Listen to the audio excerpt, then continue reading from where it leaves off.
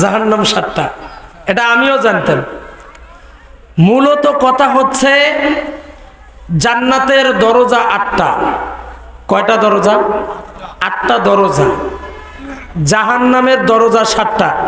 যে যেরকম আমল ভালো করবে সে ওই দরজা দিয়ে জান্নাতে যাবে। কথা বোঝা গেছে? তার মধ্যে সামনে একটা মাস আসতেছে, মাহে রমজানুল মোবারক মাস। আলহামদুলিল্লাহ। আপনারা খুশি না বেজার? কথা কয় না, খুশি না বেজার? অনেক মানুষের আবার রমজানের কথা শুনলে মুখখান কাউয়ার মতো বসায়, আছে না? বিড়ি খাবার পাবে না, সিগারেট খাবার পাবে না। অনেকে আছে আমি ক্ষুধার যন্ত্রণা সহ্যই করতে পারি না, এরকম কিছু মানুষ আছে না? নেই? যেহেতু পাশে দোকান আছে, যারা দোকান করেন চায়ের দোকানদার, আপনাদেরকে আমি হুঁশিয়ার করে দেই, যেহেতু কোরআন হাদিস সামনে রেখে কথা বলি, আপনাদেরকে বলি, সামনে রমজান মাস আসতেছে, সাবধান। রমজান মাসে দিনের বেলা আপনি রোজাদার মুসলমান, আপনি কেমনে পারেন একজন বেরোজগারীকে পর্দার ভিতরে আপনি খাওয়ান? জায়েজ আছে? কথা কয় না, জায়েজ আছে? আপনি কেমনে খাওয়ান? এজন্য ভাই, আপনার রোজাটাকে যদি আপনি আল্লাহর কাছে পৌঁছায় দিতে চান, আপনি দোকানদার দিনের বেলা দোকান করবেন না, আসর থেকে দোকান খোলেন, সারা দিনে যা করবেন আল্লাহ তাআলা মনে হয় বিকেল বেলা ওইটা দিতে পারে না। কি পারে? কি পারে না? কিন্তু এই বিশ্বাস আমাদের অন্তরে নাই, এই বিশ্বাস আমাদের অন্তরে নাই, যার কারণে পর্দা টাঙ্গায়া আমরা মুসলমান নামক কিছু বেরোজগারীকে পর্দার ভিতরে খাবার খাওয়ায় রমজান মাস। এজন্য আমার দোকানদার ভাইদেরকে বলি, ভাই আপনার পায়ে হাত রেখে বলি, আমি চাই আপনার এলাকার সন্তান, আমি চাই যেন আপনার রোজাটা আল্লাহ কবুল করেন। এজন্য বলি, সারাদিন দোকান বন্ধ রাখেন রমজান মাস। আপনি বিকাল থেকে সারা রাত চেহারি রাত পর্যন্ত দোকান করেন, আল্লাহ তাআলা এর ভিতরে আপনার বারাকা দান করবে। দিবে না? দিবে না? দিবে। আমি যে কথাটি বলতেছিলাম সেটি হলো, এই যে রমজান মাসের রোজা যদি কোনো আল্লাহর গোলাম রাখে, আল্লাহ তাআলা তাদেরকে একটা দরজা দিয়ে জান্নাতে নেবেন। ওই দরজাটার নাম কি?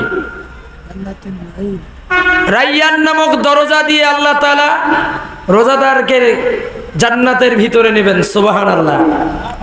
এজন্য যে যে আমল করবে তাদের জন্য ওই রকম এক একটা করে দরজা রেখেছেন। কথা বোঝা গেল?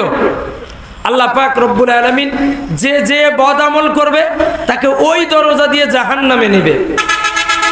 এখন আসেন, এখানে আল্লাহ তাআলা 2টা আমলের কথা বলেছেন, 2টা দৌলতের কথা বলেছেন। এই 2টা দৌলত মুসলমানদের জন্য মোস্ট ইম্পর্টেন্ট, খুবই গুরুত্বপূর্ণ দৌলত।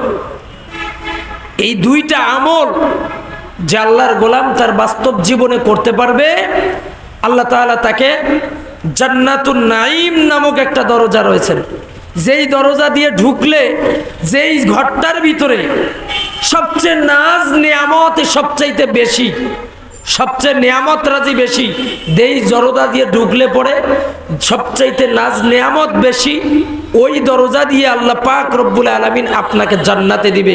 বলেন সুবহানাল্লাহ, জোরে বলেন সুবহানাল্লাহ। এখন মনে করেন যে সকল মানুষেরই, যারা নামাজ পড়ে বা যারা নামাজ না পড়ে, উভয় ব্যক্তি, সুদখোর আর যারা সুদ খায় না, ঘুষখোর যারা ঘুষ খায় না, প্রত্যেকেরই মনের তামান্না একটাই, যদি তাকে জিজ্ঞাসা করা হয় আপনি মরলে কোথায় যাবেন, মরার পরে আপনি কি চান, জান্নাতে যাবেন না জাহান্নামে যাবেন? বলেন তো দেখি, যেটা সুদ খায় ওই কি কবে? কবে যে জাহান্নামে যাব, একথা কবে? ও বলবে আমি সুদ খাইলে কি হবে, মসজিদে তো মোটা অঙ্কের টাকা দেই, জান্নাতেই যাবে। আচ্ছা, বলবে যে আমি ঘুষ খাইলে কি হবে, আমি তো সমাজে মোটা অঙ্কে দান করি, তোমার মতো তো না, আমি জান্নাতেই যাব। সবারই টার্গেট জান্নাতে যাওয়া, ঠিক কিনা বলেন? এখন আসেন, আল্লাহ তাআলা কাদেরকে জান্নাত দিবেন? 2টা দৌলতের কথা বলেছেন আল্লাহ তাআলা। এই 2টা দৌলত বাস্তব জীবনে আমাদের কিছু আমল রয়েছে। অনেক মানুষ রয়েছে, আমরা নামাজ পড়ি, রোজাও রাখি, কিন্তু সামাজিক কিছু কাজ কারবার দেখলে এ রোজা নামাজ মনে হয় যে তালি দেওয়ারও জায়গা থাকবে না। আমাদের যতটুকুন আমল তার চেয়ে বদ আমলে আমাদের বেশি। আছে না নেই?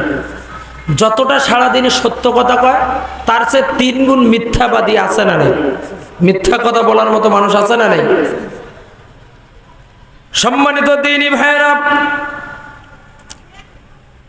1 নম্বর যে আমলটা আল্লাহ পাক রব্বুল আলামিন বলেন, আমার গোলামেরা